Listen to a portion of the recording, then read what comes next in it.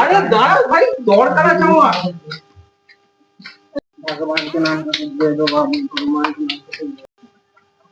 একে কোনোটা যেন দেখেছি দেখেছি মনে হচ্ছে না। আমার বন্ধুর বন্ধু হয় বলছিল যে দুবাইতে কোনো বড় সোনার কাজ ফাজ করে। তা ওকে ফোন করে জিজ্ঞেস করতে, ও কি কাজ করে। ভালো বল। আমার বন্ধু ভিকারি যে দুবাই কাজ করে, সেই না তো বললো মিটিয়ে না।